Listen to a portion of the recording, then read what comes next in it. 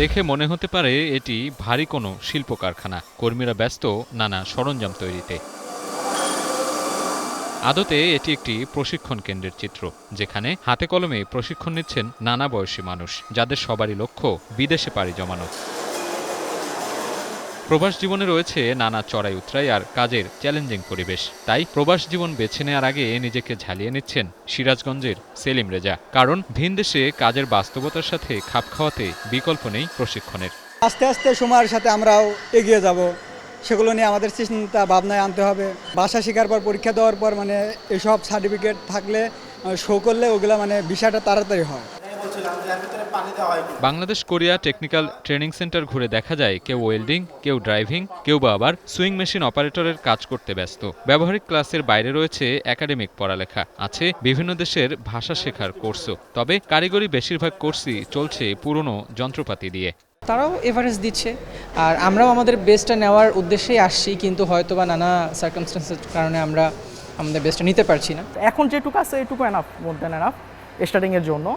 যদি সে ভালো কিছু করতে চায় তো ভালো কিছু আস্তে আস্তে আপগ্রেড করতে হবে। প্র্যাকটিক্যাল স্কিলগুলো তো আমার খুবই কাজে দেবে, কারণ আমার তো স্কিল দরকার।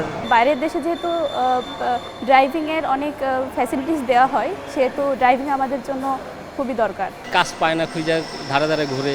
তো আমরা চাই না এরকম কোনো কিছু সিচুয়েশনে পড়তে। এই জন্য আমাদের নিশ্চয়তার জন্য আমরা এখানে কাজ শিখা পরে আর কি আমরা বাইরে যাব। স্বাস্থ্য এবং স্বাদের মধ্যে চমৎকার একটা ব্যালেন্স করে পীর প্রিমিয়াম আয়োডাইজড লবণ। সময়ের পরিক্রমায় প্রযুক্তি বদলে গেলেও এসব ট্রেনিং সেন্টার মান্ধাতার আমলেই রয়ে গেছে। তবে প্রযুক্তি হালনাগাদের প্রক্রিয়া চলছে বলে জানান অধ্যক্ষ।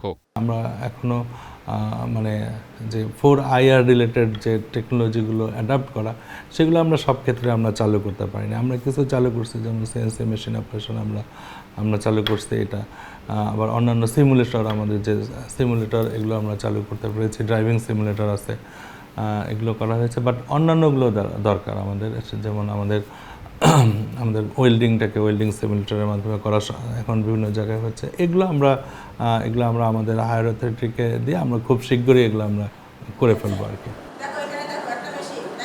বিদেশগামী নারীদের অনেকেই হাতে কলমে প্রশিক্ষণ নেন শেখ ফজিলাতুন্নেসা মুজিব টেকনিক্যাল ট্রেনিং সেন্টারে।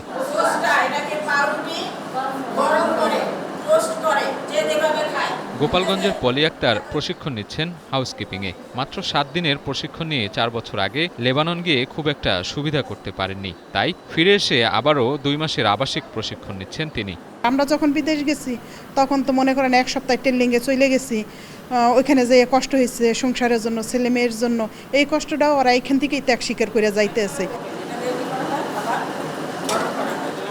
তার মতো অনেকেই সৌদি আরব যাওয়ার জন্য ভাষা দক্ষতার পাশাপাশি গৃহস্থালী কাজের উপর প্রশিক্ষণ নিচ্ছেন। এজন্য খরচ হচ্ছে এককালীন ৯,৪০০ টাকা। ট্রেনিং ছাড়া চলে গেলাম ওখানে ম্যাডাম আমারে কি বললো না বললাম কিছুই বুঝতে পারলাম না। তাহলে ট্রেনিং ছাড়া আমার যে লাভ আছে কোনো? ওখানে যা কান্নাকাটি করলে লাভ হবে? কফি বানাই, চা বানাই, ক্লিয়ার হয় না এখনো, আরও শিখতে হবে। প্রতিষ্ঠানটি ঘুরে দেখা যায় প্রশিক্ষণার্থীর সংখ্যা বেশি নয়, সরঞ্জামগুলোও অনেক পুরনো, নতুন প্রযুক্তির ব্যবহারও কম। টেকনোলজির পরিবর্তনের সাথে খাপ খেয়ে প্রশিক্ষণ প্রদান করা, এটা অবশ্যই একটা বড় চ্যালেঞ্জ, বিশেষ করে আমাদের এই প্রতিষ্ঠানগুলির জন্য। কিন্তু সেই চ্যালেঞ্জ মাথায় রেখে আমাদের মন্ত্রণালয় বিএমইটি কাজ করে যাচ্ছে। আমাদের প্রশিক্ষকদেরকে প্রতিনিয়ত প্রশিক্ষণ প্রদান করা হচ্ছে বিভিন্ন প্রজেক্ট বা বিএমইটির বিভিন্ন কার্যক্রমের আওতায়। কথায় বলে, দক্ষ হয়ে বিদেশ গেলে অর্থ সম্মান দুই মেলে। প্রবাসীদের শ্রম ঘামে পাঠানো রেমিটেন্স বাংলাদেশের আর্থসামাজিক বিকাশে অন্যতম অনুঘটক।